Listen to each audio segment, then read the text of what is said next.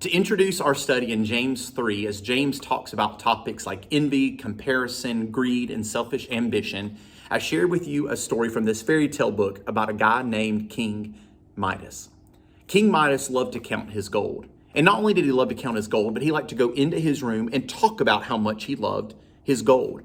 And so this man comes into King Midas's room that says, "Hey, I want to grant you a wish, King Midas. Whatever you wish, I'll give it to you." And so King Midas thought, well, if a little bit of gold is really good, why not more? See, because King Midas buys into the lie that we oftentimes buy into still today, that more is always better than less. That the things that I don't have is really what I need to have in order to find joy, in order to be happy. So he came up with this idea. Why don't you grant me the wish that whatever I touch, it will turn to gold? And so things started great for King Midas. He was acquiring more wealth because he was acquiring more gold. And so he thought this is exactly what he needed, but it turns out it made him sick. It turns out it disconnected him from his family. So because it came time for him to eat, and he grabs a strawberry, puts it in his mouth, and it turns into gold. He tries to eat it, and it makes him sick. He grabs a cup and begins to drink of that cup, and it too turns to gold and makes him sick. His daughter rushes in, and she's crying because King Midas turned her flowers that she raised and grew into gold. And so he comes to her trying to console her, and he hugs her, and instantly she too turns to gold. He's destroyed his family. He's impacted his own life because he can't find nourishment now. And so King Midas realizes that more is truly not better than less. And the reason why we mention that in the dangerous path of envy and wanting more and having selfish ambition is that's exactly what James talks about in James 3, verse 14. He says that if we have this bitter envy with us and selfish ambition, what it does is it brings disorder into our life. And we find every evil practice. Maybe that's what's happened with you. That for you, you've seen the disorder in your life, and maybe it's because of comparison. That one of the quickest ways to kill something special in our life is to ignore God's goodness in our own life. And the danger of comparison is it neither honors God because it either makes us feel inferior to somebody, which is self-degradation, but it also maybe sometimes makes us feel superior to people. And neither of those things are things that God loves and gives him joy. And so what we talked about is that if we have harbored envy or feel this constant need to compare, where did that come from and what can we do about it?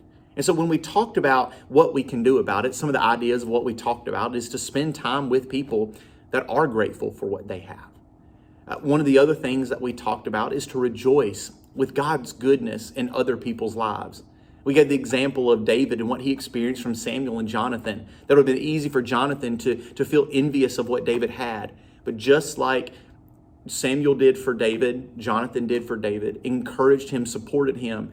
There were those crown bestowers in their lives that helped them to take their life to that next level because God saw something special in them.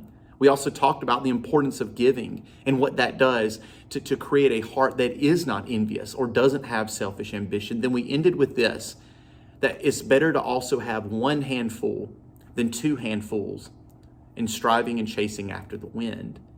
And so we looked at that text in Ecclesiastes 4:6, and what we talked about is that there's sometimes in the Bible where God gives us an illustration because it's metaphorical, but sometimes it's literal. And this is one of those that's literal. Because if you have two hands full of stuff or a schedule or a distraction, that it's hard to serve with the other.